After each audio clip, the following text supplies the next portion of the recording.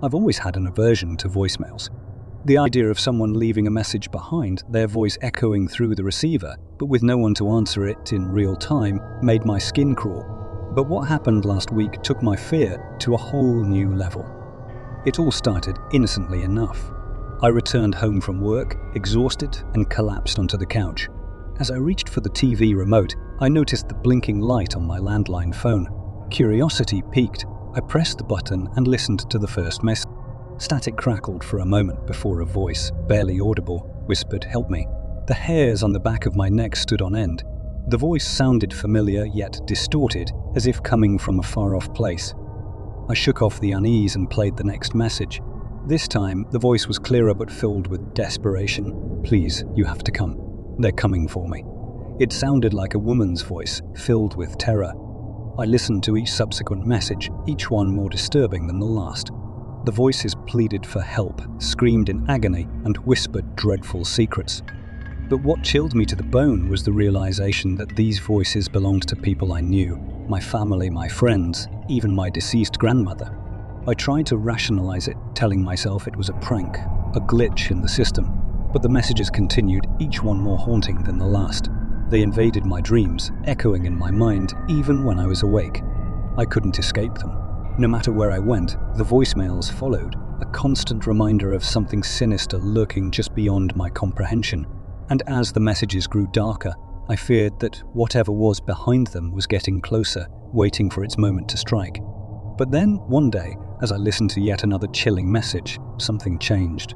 In the midst of the whispers and screams, I heard a familiar voice, a voice I hadn't heard in years.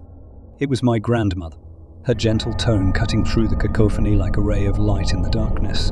And as I listened to her words, a sense of peace washed over me, banishing the fear and uncertainty that had plagued me for so long. With newfound clarity, I realized that the voicemails were not a curse, but a gift, a message from beyond the grave, urging me to confront the demons that had haunted me for so long. Armed with my grandmother's guidance, I faced the darkness head-on, emerging stronger and more resilient than ever before. And though the voicemails eventually faded into obscurity, their echoes lingered in my mind, a reminder of the journey I had undertaken and the strength I had found along the way.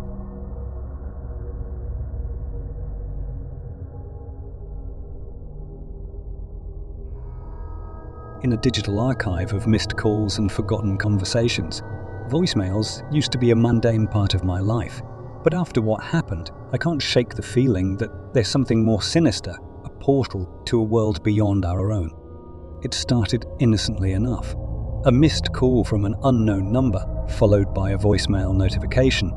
I played the message. At first, there was nothing but silence, an empty void stretching into eternity.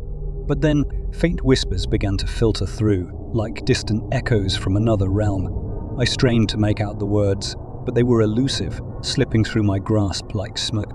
As the days passed, the voicemails became more frequent, each one more unsettling than the last. Sometimes, it sounded like someone was breathing heavily into the phone, their ragged breath sending chills down my spine. Other times I heard strange noises in the background, scratching, banging, even what sounded like unearthly screams. I tried to ignore them, to write them off as nothing more than a glitch in the system. But the messages persisted, gnawing at the edges of my sanity like a ravenous beast. And then one night, as I lay in bed, trying to drown out the whispers with a steady hum of white noise, something changed. The whispers grew louder, more insistent until they filled the room like a tangible presence. I reached for my phone, desperate to silence the voices once and for all. But as I pressed the button to delete the messages, something strange happened. The whispers stopped, replaced by a single, chilling voice. "I can see you," it said, its words dripping with malice. "And soon you'll be one of us." I threw the phone across the room in a blind panic, but the voice lingered, echoing in my mong after the phone had been reduced to shattered fragments on the floor. Since that night, I've lived in fear, terrified of what lurks on the other side of the line. And as the whispers grow louder, I can't shake the feeling that something dark and evil is drawing closer, waiting to claim me as its own.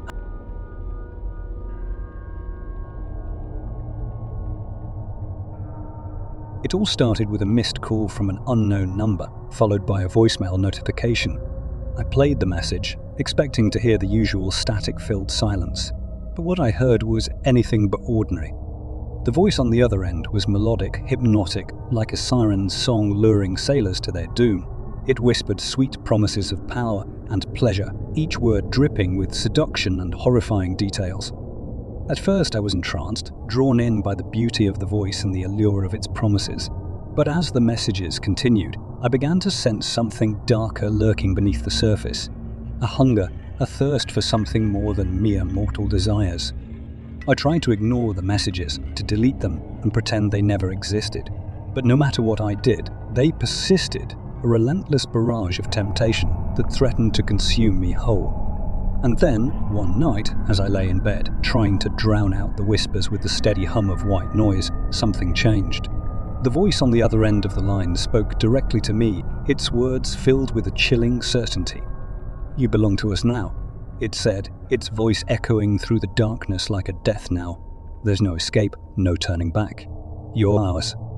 As the whispers grew louder, their words twisting and warping into a symphony of madness, I descended into darkness, consumed by fear and despair. I tried to block out the voices, to escape their relentless onslaught, but they followed me everywhere, a constant reminder of the darkness that lurked just beyond the edge of reality.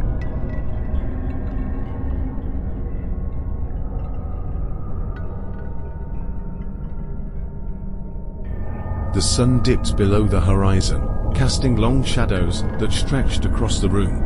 As I settled into my dimly lit apartment, a solitary beam of light illuminated my old landline phone.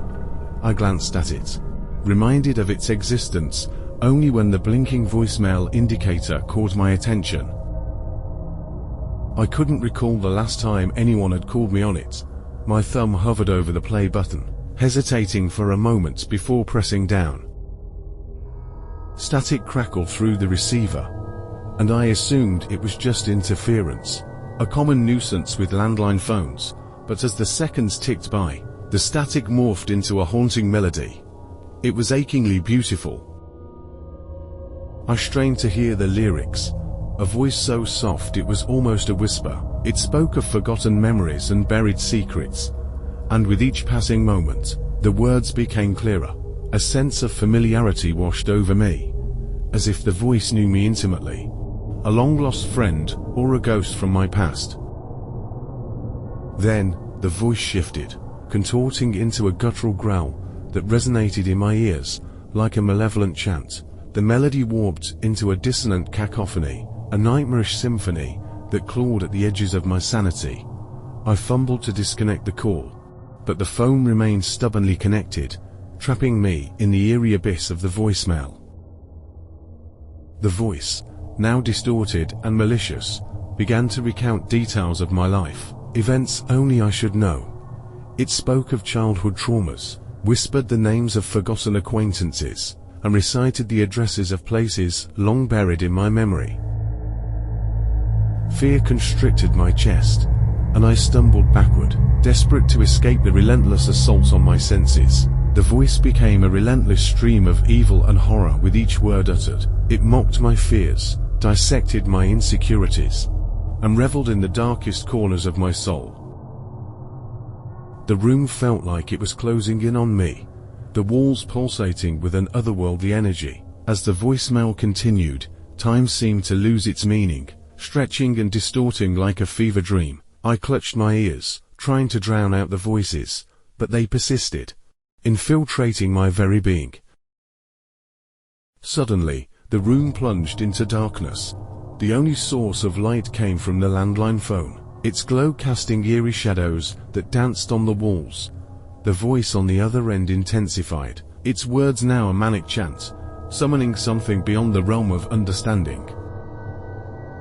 I felt a cold breeze, unnatural and bone-chilling, sweep through the room. The voicemail had become a gateway, a portal to a dimension beyond the veil of reality. Shapes moved in the darkness, indistinct and grotesque, and I sensed a malevolent presence closing in.